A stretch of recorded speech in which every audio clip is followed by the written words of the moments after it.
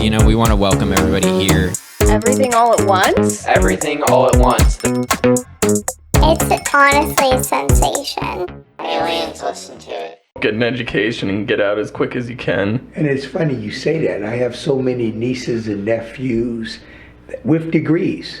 I'm talking doctors, lawyers, accountants, MBAs, a couple of them from Penn State, and they live elsewhere. Right. Mm-hmm. So just so you know, we are recording now. Whoa. You're recording. We're live. We are here. Well, we're not live. We're not live. We're not live. But that was wild for you. In the middle of a conversation. We're recording now. I just wanted to make sure I gave you a warning, but that's kind of how I like to start it, you know? Let it happen naturally, let it occur, let the conversation build off itself. And if we're already having a conversation that's good and productive and nice, then it's part of the show now. Okay, well, I don't have no problems. I didn't say anything out the ordinary. No, you were talking about how you have a lot of family members that are eager to move on from Erie. Maybe not eager, but no, not eager, but felt it was necessary. Mm-hmm. And it's a shame, but it goes into the concept of a village to raise a family.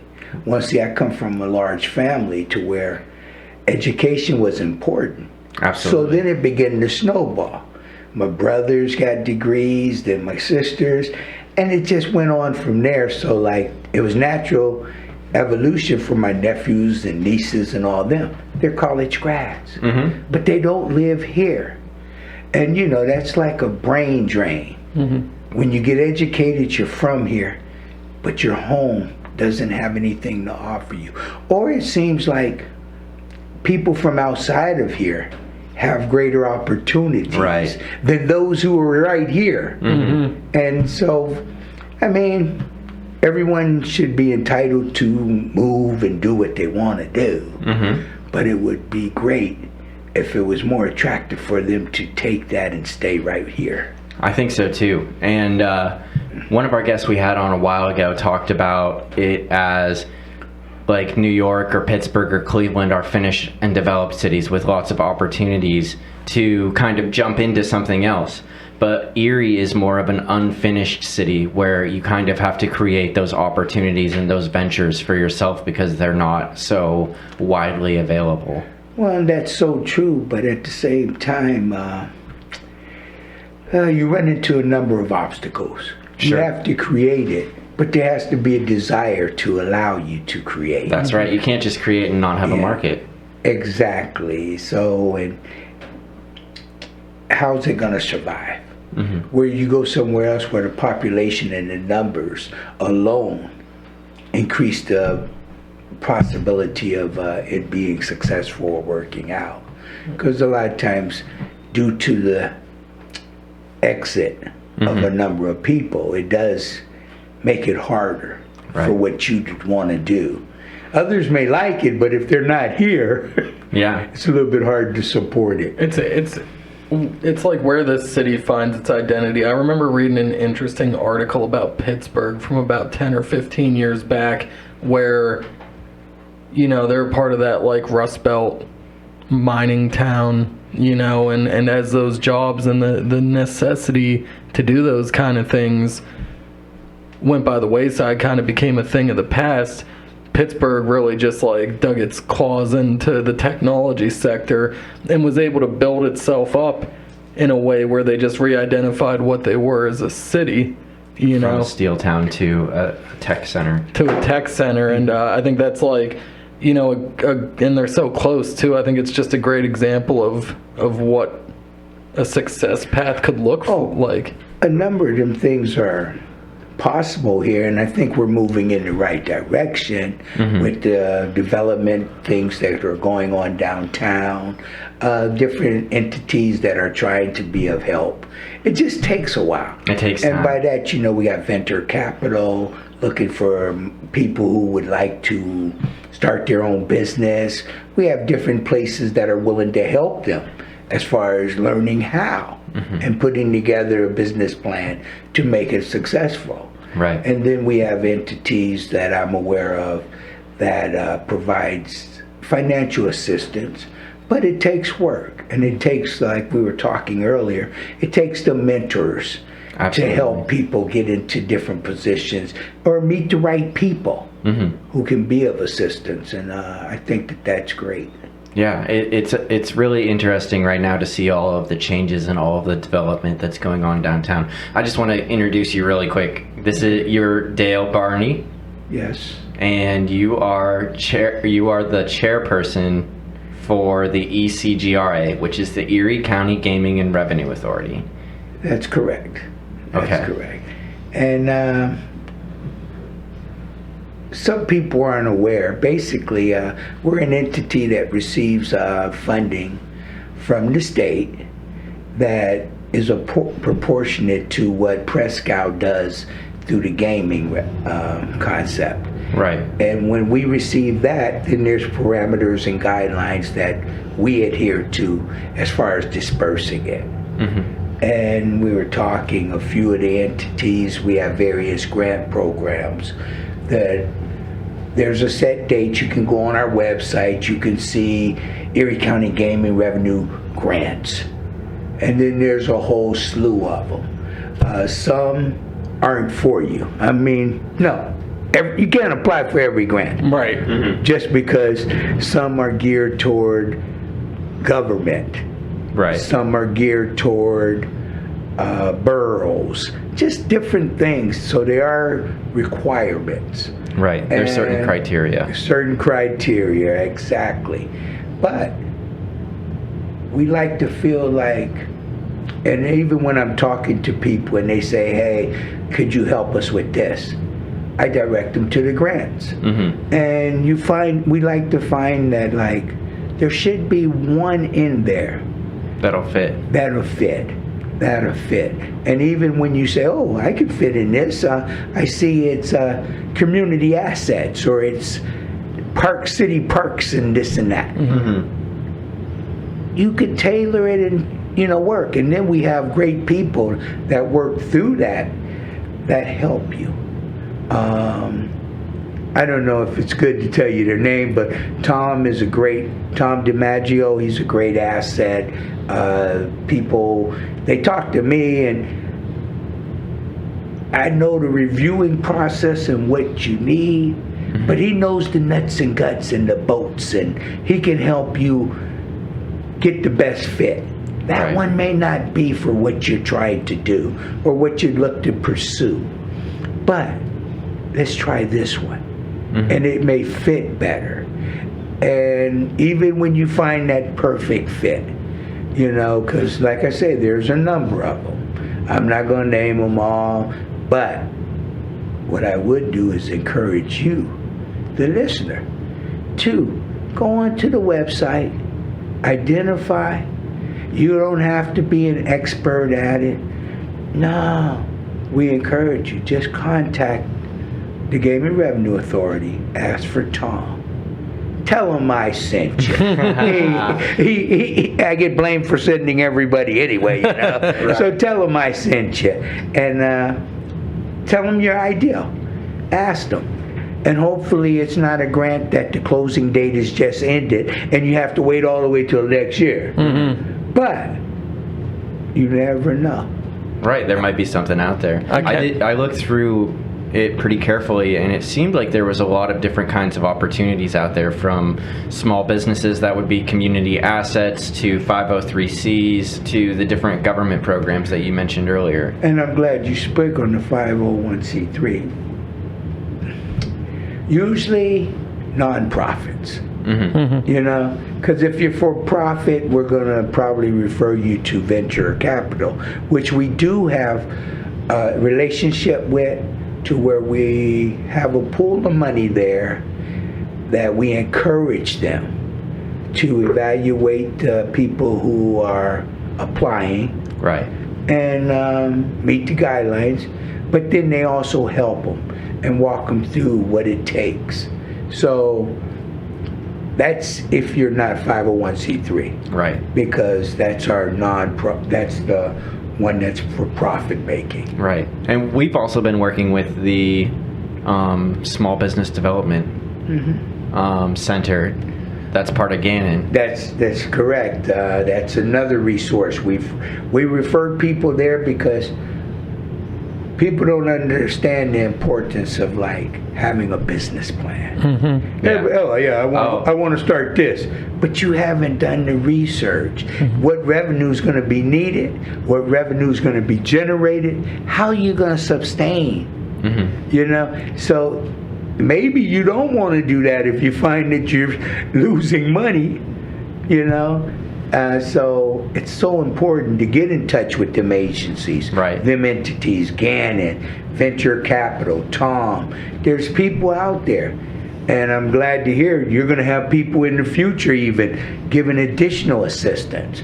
So I also encourage you not only tune in and hear me, but stick with these guys. And they're going to provide you with some helpful information in the future too. That's right. I think, no, I was just going to say, I think that, you know, it bears stressing the importance of the type of things that the ECGRA does, because I've had some experience in grant writing and development, and it's hard to get dollars, even for good causes, for good non-profits. There's just such stringent restrictions, or like, you know, where I've worked, like the center that I've worked or done work with, it's like I'll find the perfect grant and everything will line up for what we want to do, and then like the last little caveat on it will be like greater Philadelphia area, you know, like greater Detroit area, greater, you know, Illinois, whatever. Well, the plus with that is we're local. Exactly. We try and stay within the county. That's where our revenue and our funds go. That is the group of people that we try and be of greatest help to. I would say only, but there may be instances to where we're in collaboration with another entity and it exceeds outside of Erie County, but that would be a rarity. So and then in thinking along the lines of like that caveat, one of our biggest caveats I got, or that I have, and I'm working with the board, but we haven't figured a better way to do it, and that would be when we speak on the matching grant. And you know, we understand it's it sort of limits what some can ask for, but we also understand the importance of the entity having skin in the game. And if we didn't do that, you may not be able to get anything, because a few would come and ask for it all. And there's only a set pool of money. So what it is, once that grant is identified, there's an amount set to it, and then we get all the applications, and based on that, we try and give them all something. If you ask for 50, and you may even have 50 matching, but you may not get the whole 50, you may get 30, you may get 40, I don't know. But I can say, the group of people that are on our board that I work with, they're very conscious, they're very considerate. We do due diligence. I mean, we have a meeting to where we talk about it. We allow you to come in and you do your presentation, if it's that type, or if you'd like to. Even if we didn't plan on it and we were just gonna do it from what you've submitted, but you'd like to meet with us and present, we have no problem with it. And I'm gonna tell you, the group that I work with, without saying names, because I don't want them to get bombarded with, hey, request here, request there. Nobody listens to this. Yeah. They'd be like, Dale, I didn't say you could use my name. Although I'm telling you, go on the Erie County Gaming Revenue Authority website, and you'll see all the board members. I didn't tell you their name. You see all the board members. and Except for Tom. You said he... One time, yeah, but he's an employee. And he don't mind. He's looking forward to hearing from you. Because he says, Dale, I'd rather hear from him during the process than to get their information and it not be correct. And all they had to do was call, reach out, And he's more than willing. So, Tom, if they do bug you too much, just call me. I'll say, hey, y'all got to back up. Yeah. But I'm sure he doesn't mind. He has that spirit. And when you're working with people who have a loving spirit and don't mind helping, you don't mind. It's not a paid board. Mm-hmm. Now, we take it serious. We're responsible. We're overseers of the money. Mm-hmm. So we don't take it lightly, but we're not paid. So I'm proud to be a part of. It's not my board, it's our board. We are all together. Mm-hmm. We all have input, and that's the great part about it. We hold healthy discussions, and sometimes it could be the small guy, but he needs help. He needs help. And that's what I find most gratifying, that I'm able to help the small guy. Yeah, it's a huge... The big guy can match with a lot of money. Yeah, I need this. You probably could make it even without her a little bit. Mm-hmm. Right. But the small guy, they need it. And we pride ourselves. I mean, now we have the boards that deal with, that's there. But then we have those to where the mom and pops can come to us and say, yo, we're trying to do this. The small center in Northeast can say, we're trying to do this. The facility out in Girard, we're trying to do this. Because this isn't just a city grant thing. Mm-hmm. This is Erie County. And we pride ourselves in trying to be inclusive of all of Erie County. Right.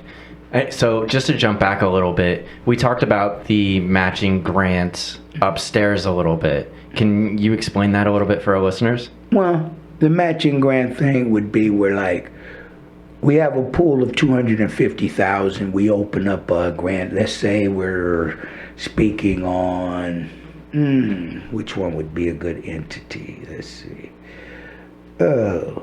Community assets, arts, culture, and heritage. Okay, it's a broad thing. So you could see there could be a pool of 15 different people requesting. Mm-hmm. Now, out of 15 people requesting, we'll set a max on it. The max may be $20,000. Okay. So if everybody got the max, there's $300,000, but we only got $250. Mm-hmm. So we do some prorating and different things, and someone may not ask for 20. They may ask for 12. But we may see where, through Tom doing his job, different people looking at different things, and they say, I don't think they really are ready for 12. Mm-hmm. But we could help them with 8. Mm-hmm. Okay, well, they got 12 to match, so that 8 isn't an issue. But let's say they come and they ask for 20. They may have 12. The only thing we can give you is the 12, even if you're in need of the whole 20. Mm-hmm. So we'd like for you to find another source to accommodate. Now, you could have went and found that other source, maybe 4, and came to us with that. And that extra 4, then you would have got another match for it, and you would have had it. Mm-hmm. But if you come with that,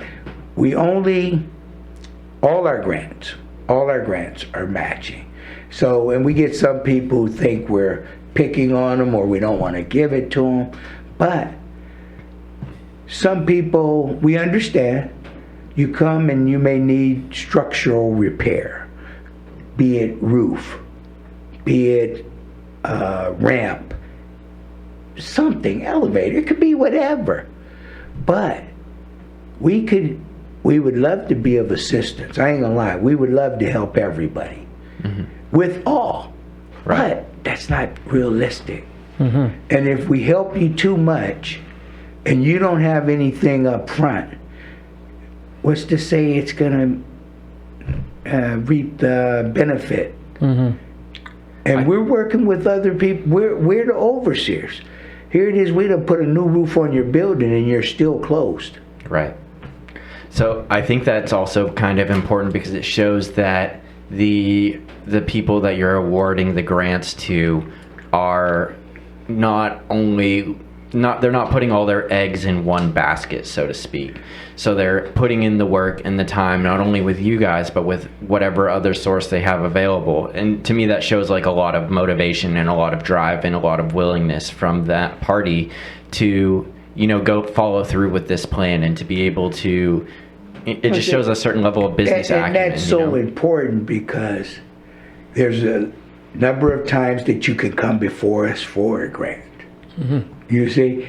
And what you're going to do when you're done? You exhausted all your times you could come before ECGRA.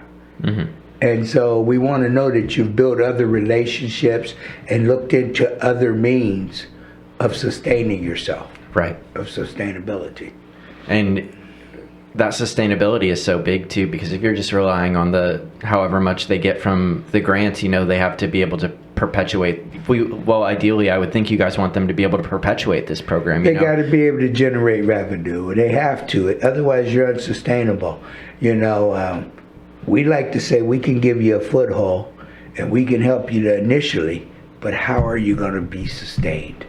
In other words, and that comes with the business plan. Right. How do we wean you off to where now you're self-sustainable and the funds that you were utilizing, it's available for somebody else, another entity to start and move forward. Right. And you said that the money that you guys are able to distribute through grants is from the Pennsylvania gaming revenue, like the money, the tax dollars that they pay at the casino. Is that right? Okay. Exactly. It comes from the state, it goes to the county, and then there's a percentage that is already earmarked for Erie County gaming revenue. And it's X number of dollars. It fluctuates. I can't say it's 3 million, 6 million, or whatever. It's decent. It's not ARCA money. It's this was going on before we even got into them things occurring. So,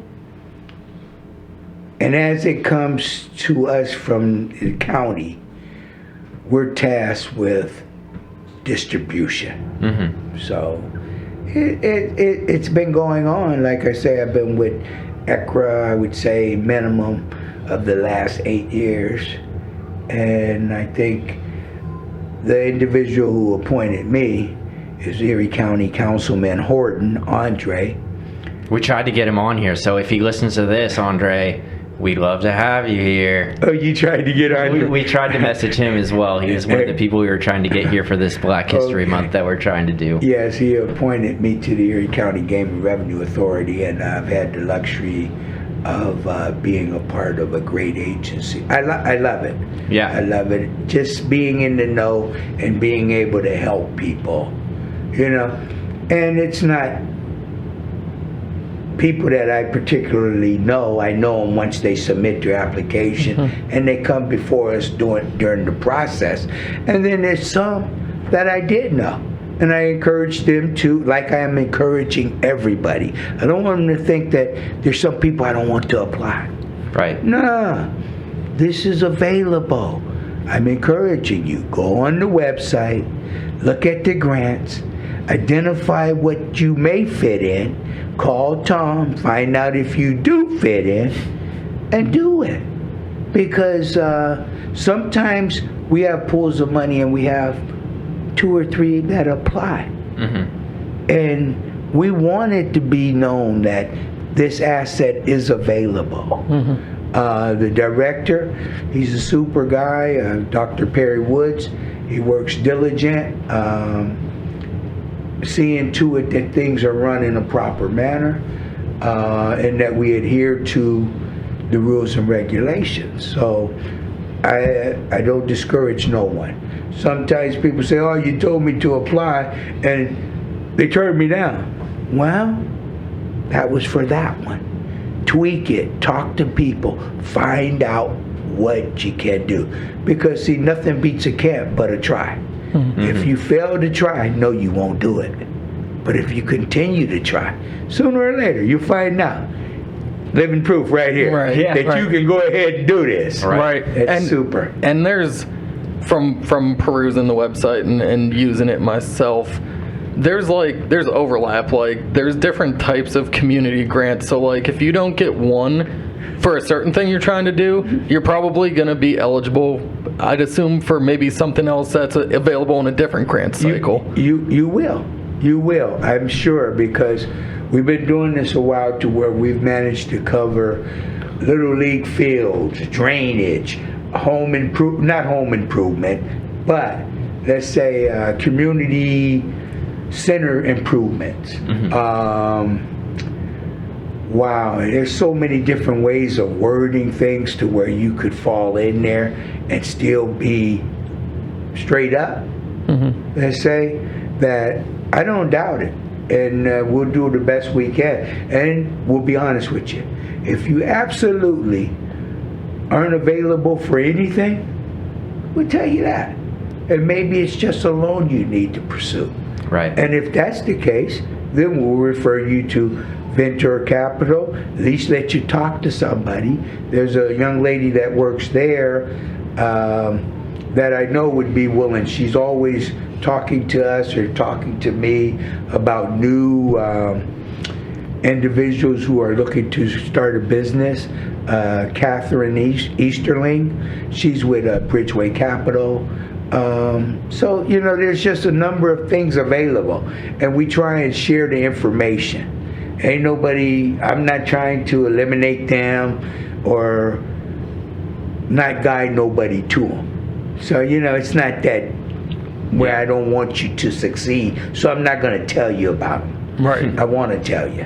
Right. This seems like it's been a really rewarding thing. You guys have distributed large amounts of money throughout Erie County over at least the past 8 years that you've been there, and I'm sure as long as it's existed. Prior to me coming, right, they've been doing it. I mean, I'm not absolutely sure how long ECGRA's been around, but I would say good 15 plus years. Right. And it's truly like a life-changing amount of money for all the people that are, applying for grants. This could be the difference between whether or not their business or their entity lives or fails. Sometimes that is the case.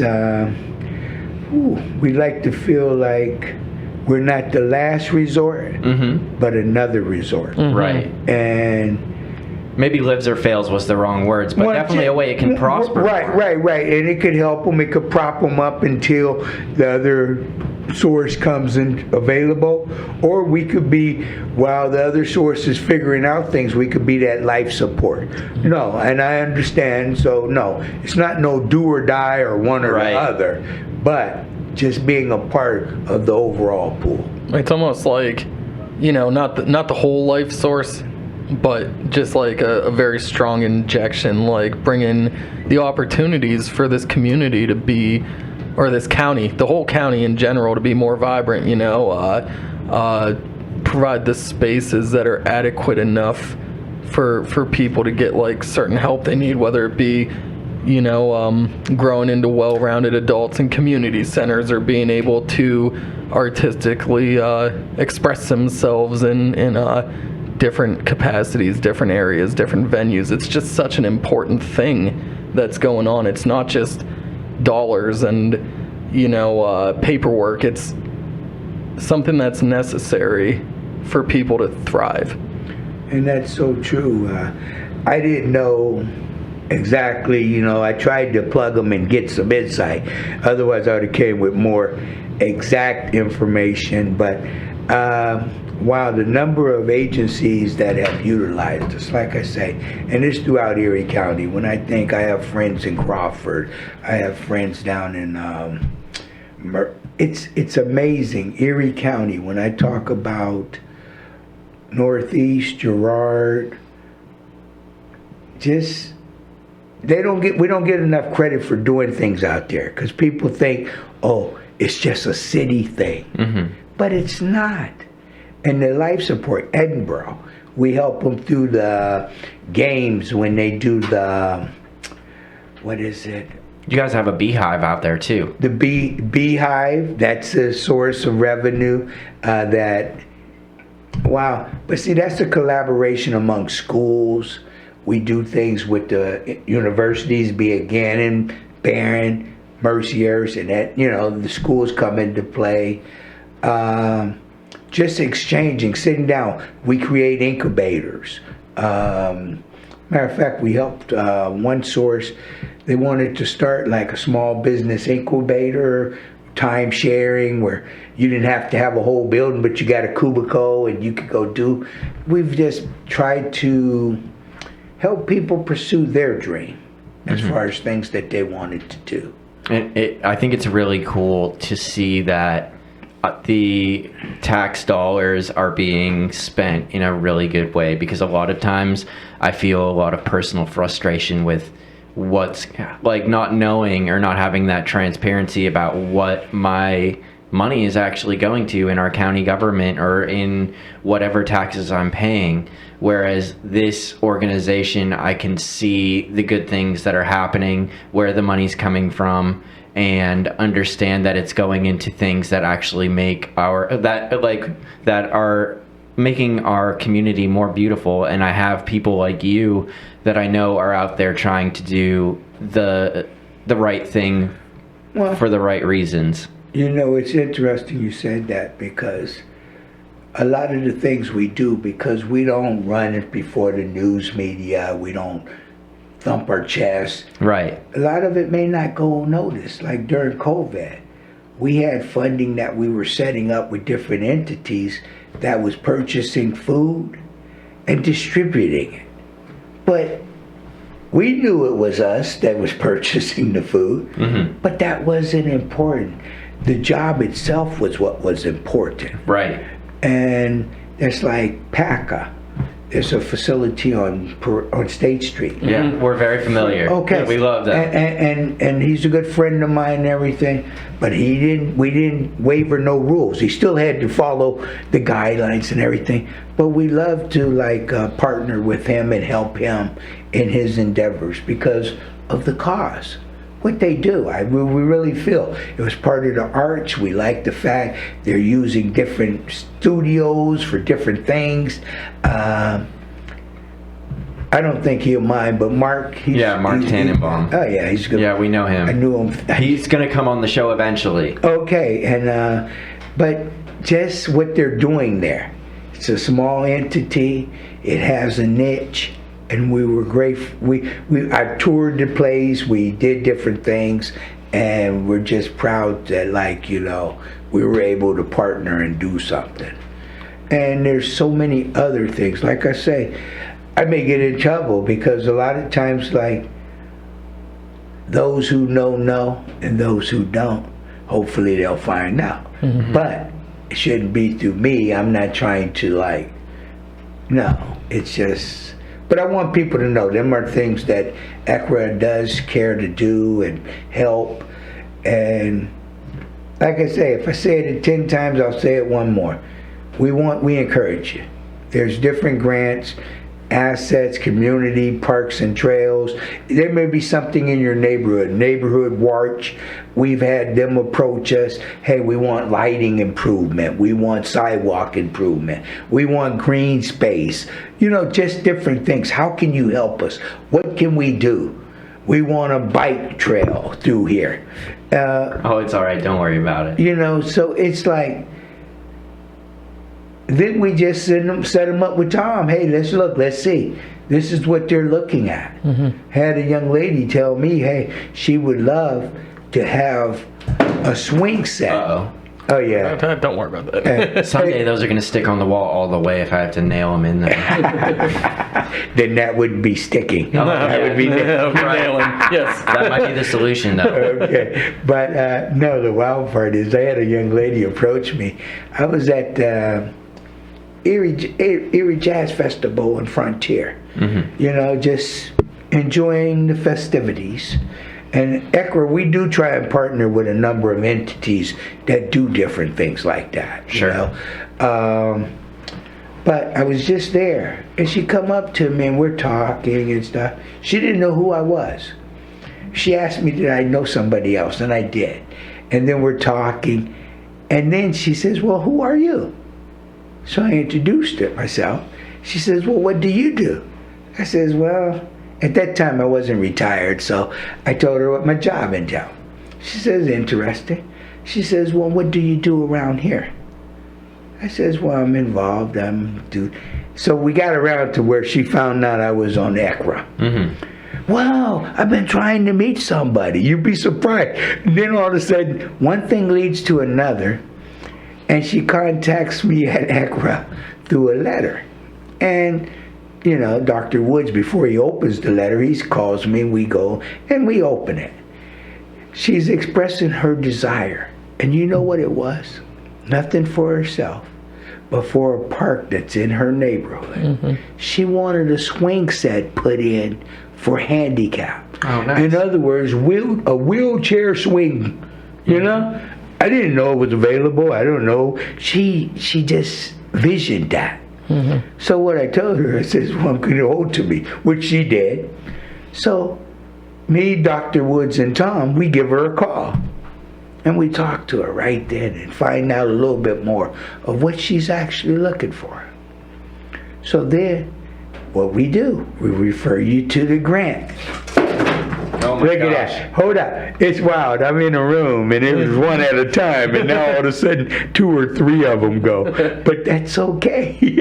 We're making it work. Yeah. We're doing the best we can here with a very limited budget as well. I like that. But no, I'm loving it. So what I did is, we already had Tom on there. We make the connection. Tom identifies a grant program that could possibly consider what her request was. Nothing great, nothing major.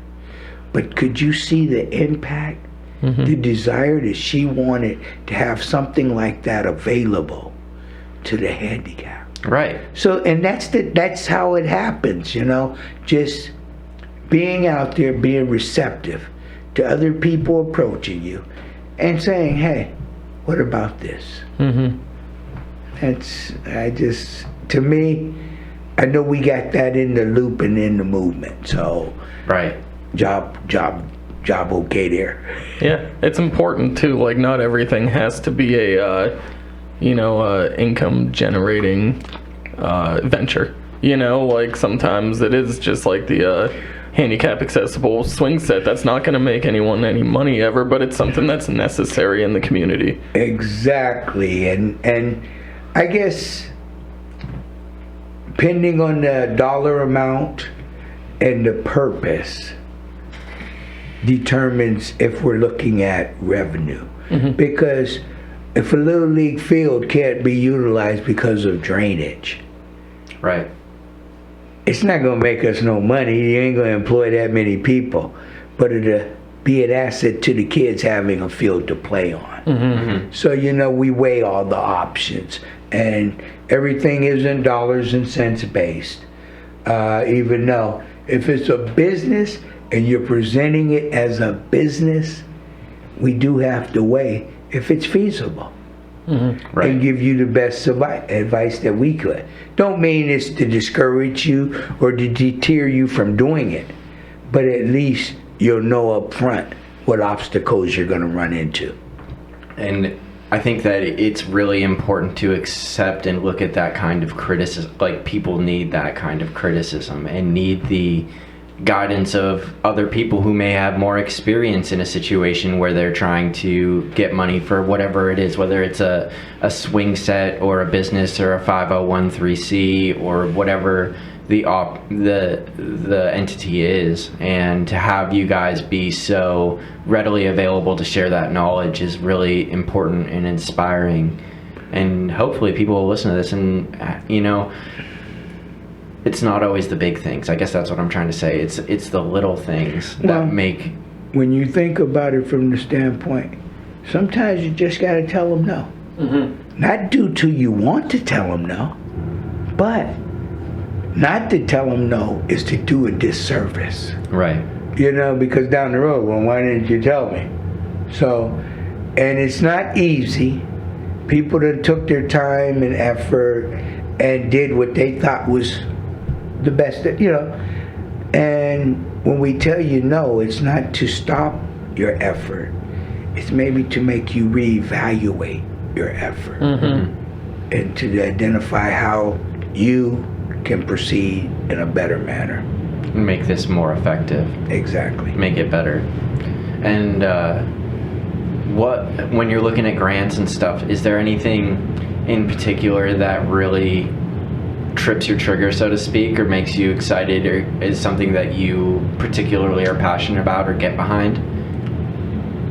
Not offhand. What really gets me would be something new.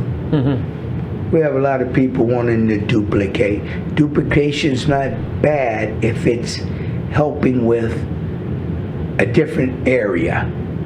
Because you need it more than just one place. Right. I can't task people from coming way over there to way over here, even though it's the same thing. So we do weigh that, but we love a new ideal, fresh ideal, and we don't mind duplication to a degree if it's servicing a different population. Because you don't have to reinvent the wheel.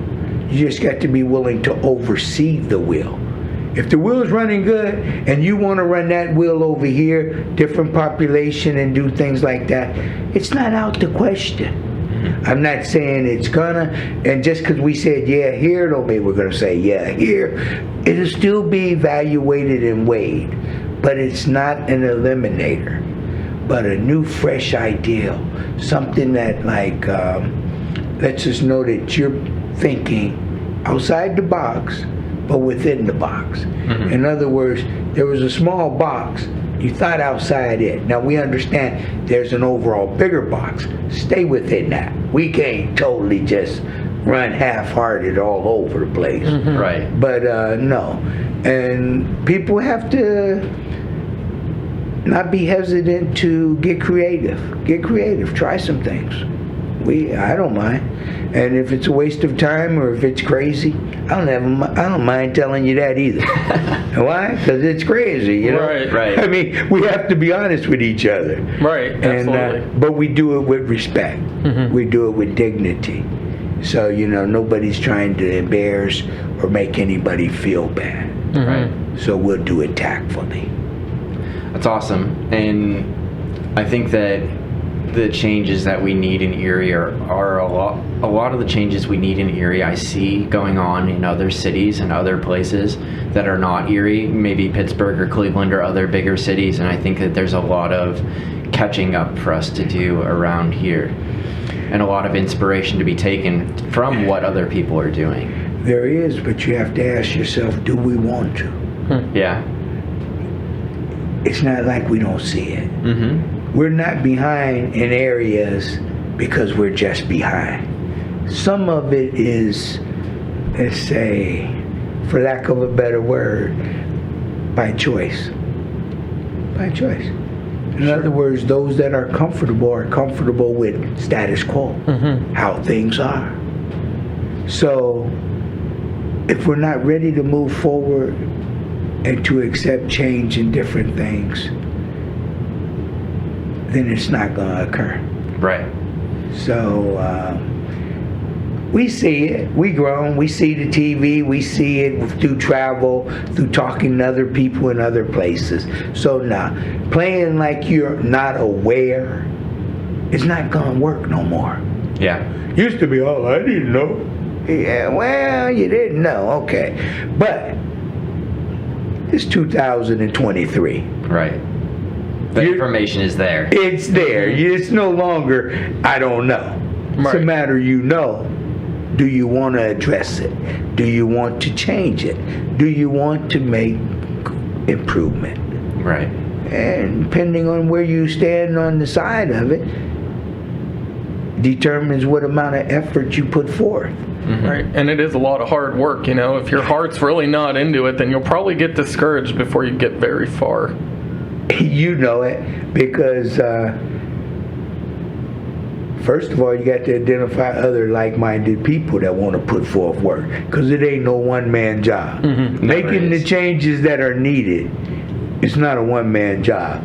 I had the luxury of reading the paper, and I seen an article pertaining to the usage of Burton School, and I know individuals that are involved with trying to do some different things.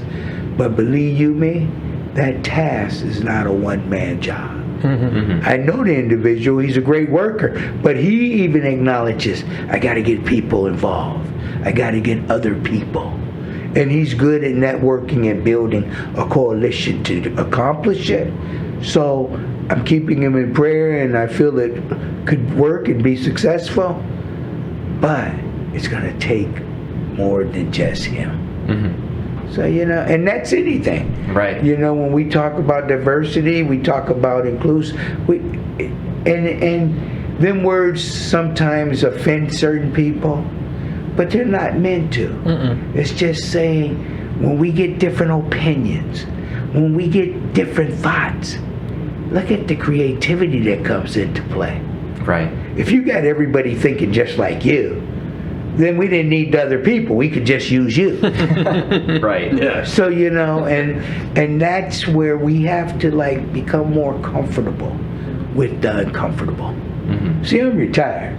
I could say a lot of it because I'm okay. Right. I'm secure. Things is good. But we can't be so, let's say, unwilling to hear and you don't have to accept the right for them to say what they say, but you don't have to accept it. I don't agree. That's okay. But if we have dialogue and we talk and we work things out, boy, just think about the exchange. That's what they used to say about a debate, right? Yeah. You get a topic, you're debating pros, cons, and all. The beauty of what you didn't think of. Not so much what you thought of, because you already had that. But it's the beauty of what you didn't think. And now you got that, and you're weighing it with the other, and you got a whole lot. Right. And I think that the time spent doing those kinds of things is so important too, because today we see so many sound bites. Everything's in 3 minutes or 2 minutes or whatever, back and forth, and then you're done and you move on to the next thing. Whereas a show like this, we're able to have a dialogue and talk about different things and move through different things together and kind of find the common ground and the ideas we have. It's beautiful that you said that, because first I was hesitant, but I understand the importance. A lot of times when you hear the 1 or 2 minute or 3 minutes, you're wondering what was said beforehand. Right. What are they talking about now? Because we know they gave you that little tidbit that they wanted you to see. Exactly. And it wasn't the gist of the overall conversation. And the only way you're going to get there is if you spend the time having those conversations instead of just accepting the 2-minute soundbite that they want you to hear. It's digging a little bit deeper and having that drive and that intention to really get a better understanding of whatever it is that's going on or whatever it is that's presented to you. And I'm going to tell you, here in Erie, we have some sharp people. Oh, yeah. I mean, we talk about your Philly, your Pittsburgh, your Cleveland. We got some sharp people right here. I talk to them all the time. I'm friends of a number of them. And sometimes due to feeling like what they say or think don't matter, they don't say or think it. Now we talk and they'll let me know, and they may let this person know, but they would never, like you say, it's hard getting people to come before you, and because for whatever reason, or it could be even reluctancy through careers. They say if you're in a certain position, you don't want people to take it wrong. Right. I don't want them to take it wrong either, but in the same essence, I don't care. I mean, I care. See, and that's a tough statement, because we say we don't care, but we do. Oh, yeah. Of course. I don't want to hurt nobody. I'm not trying to offend nobody. But at the same time, not to be me, then you don't get to know me, So you'll really feel that I didn't care to express an opinion. And developing the ability to communicate in a way that you can be your true, authentic, real self and not offend people is a very a task that takes a lot of practice. You know it does. because normally we would just go here, but no, it's about, and it's not like I'm going to say something so derogatory or wrong that it's not going to be politically correct. Right. Hey, politically correct, that's one thing. I just want to be correct.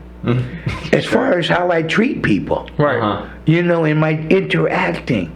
I mean, and we can have differences. Because I respect another person. No, if, like I say, if everybody thought like me, I didn't need to talk to you. I could have just ran with my opinion. I want to hear differences.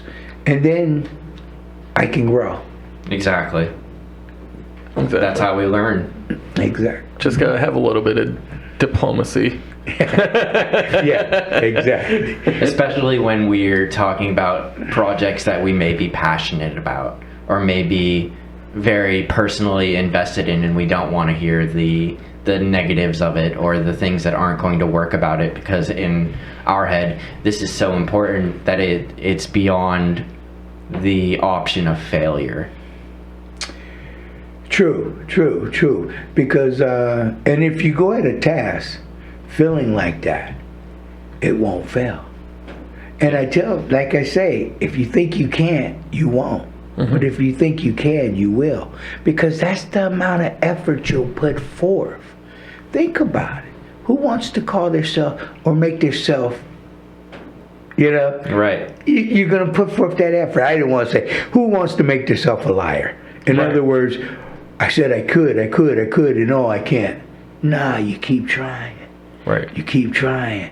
And then you say, I told you so. You know? And doesn't that feel great? But if from jump you say I can't, what you gonna do? I want to try. I told you I couldn't. Yeah. Right. You're gonna get the result that you already fed yourself. So it's so important to pursue your dreams, go at it accordingly. There's help available through ECGRA, Bridgeway Capital, Gannon Small Business, just people out there that are willing to help. All you have to do is reach out. Right. And they don't know you need the help if you don't say nothing. So feel free to contact us at ECGRA. Tom, I'm sorry in advance, but we'll try and make things work. Right. Thank you so much for coming on today, and thanks for sharing about the resources that are available through ECGRA and talking a little bit about the other resources that people have here in Erie, and sharing a message that I think was personally inspiring, that all it takes is that dream and that desire for it to not fail, you know what I mean, and putting the work and the time in. And that's something that I really appreciate, especially since we started this podcast 9 months ago. It's something that we've been trying to take seriously, and I feel like our results have shown that through our persistence and our unwillingness to let it fail or let it become nothing or let it die, we've reached a small modicum of success. Well, and we've reached a small modicum of success, and we continue to have these conversations that, when we first started was just a dream. Right, exactly. See. This is what we wanted the whole time, is to have people like you and the other individuals that have been on here that can really show Erie and show the community and give them a voice and let us know how the opportunities are out there and how great it can be if we put our mind to it. Well, here at ECGRA, we like to encourage the entrepreneur to pursue their dream. Step forward. And if we can be of any help, or we can identify a source that could be of any help, we look forward to talking to you. Awesome. Thank you so much for coming on, Dale. Thank you, everybody who tuned in and listened to this. We love you guys too, and you're all amazing, and you have that potential. If there's a goal out there, whether it's a podcast or a business or whatever it is that you're hoping or dreaming or wanting to pursue in your life, you can do it. Go chase it. Thank you. Good night.